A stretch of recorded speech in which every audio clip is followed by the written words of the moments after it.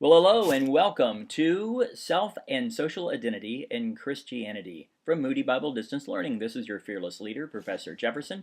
And you can't really tell, but I'm joined by Bucky. Bucky the Cocker Spaniel. He has a birthday tomorrow. Right, buddy?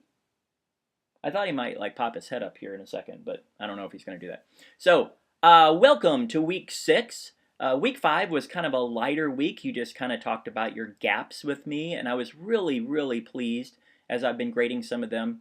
Uh, it's something that we have to understand, but we have to actually realize it first, right? Like with me, there's a gap between what I want, what I am now, and what I want to be. I want to be seen as somebody with expertise in the field of sexual addiction, sexual compulsivity, helping guys, helping families, that sort of thing.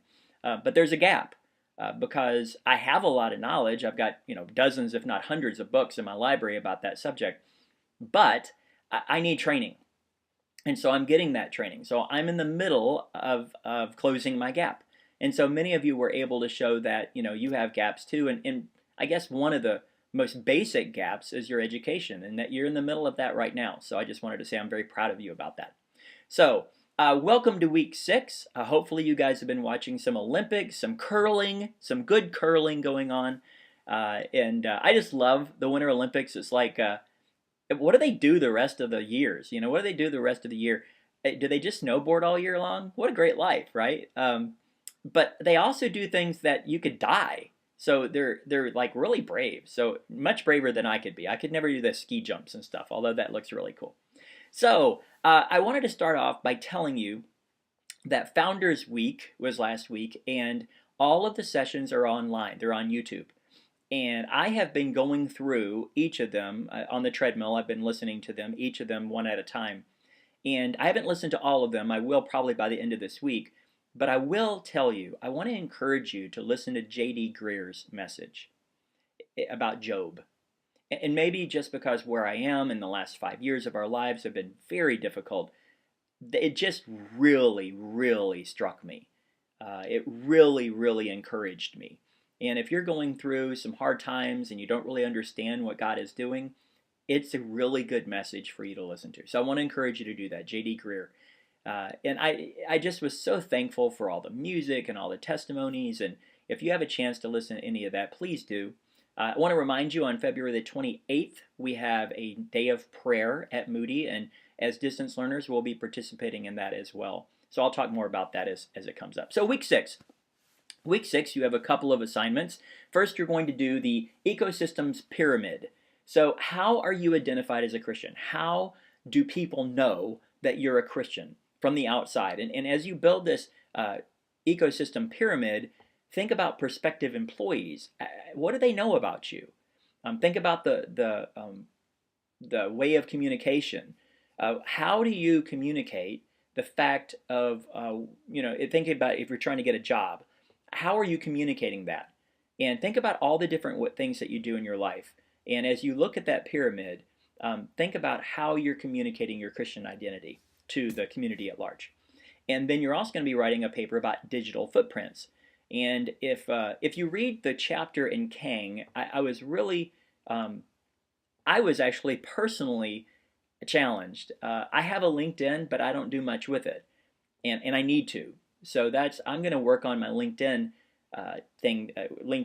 site this week, and I want to encourage you. So the assignment is simply this: Google yourself.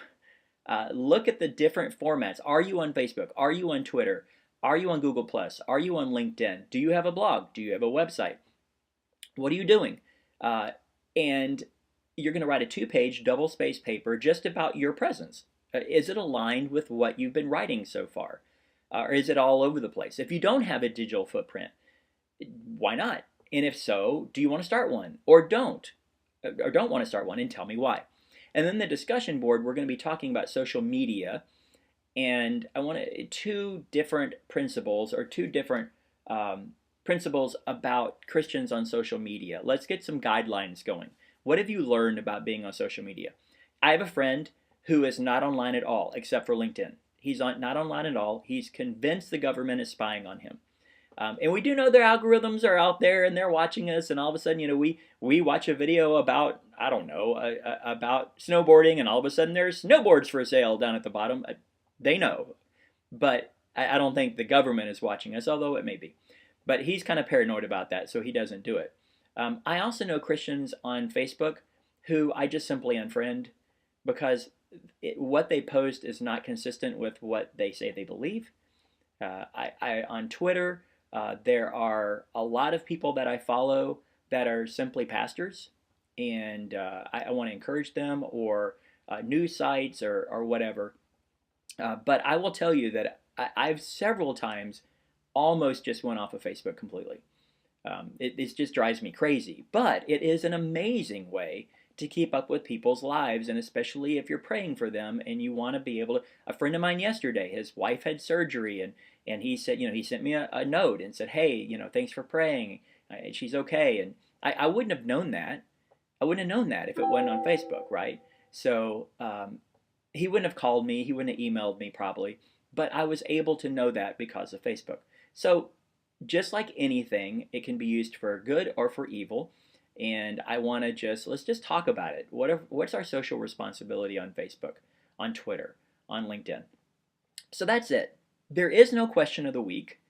It is week 6, and usually on week 6, I do not put a question, but I simply take a moment to tell you that I wanted to remind you something I said at the very first.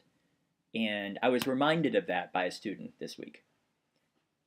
We're more than halfway through. We've got 2.5 weeks. We got 3 weeks to go. And some of you are doing fantastic, and some of you are doing okay. And in the end, 20 years from now, none of you will remember the grade you got in this class. None of you, I promise. I graduated seminary 20 years ago. I don't remember what I got in individual classes, but I do remember the things that I was taught. And I pray that that would be something that you are getting from this class, that you are understanding Christian identity, that you're understanding not just how to market yourself or how to network yourself, but really, how do we portray ourselves as Christians in this dark, helpless, hopeless world? And that's really kind of the overarching thing. Again, I want you to follow Jesus. I want you to love Jesus. If you have let your Bible reading go, right now as you're watching this video, pause it. No, you're still watching. I mean it. Pause. You're still watching. Pause it. Pause it. Go read a psalm. I'll wait. Go ahead. Pause it. Okay, so hopefully you're back, and I just want to encourage you. Pray. Be quiet. I know some of you are running 90-0, but this too shall pass. It's just a season. If you need to talk about anything, let me know. If you need prayer for anything, let me know. We're going to get through this. I promise. We'll get through it together. Okay? So, onward and upwards.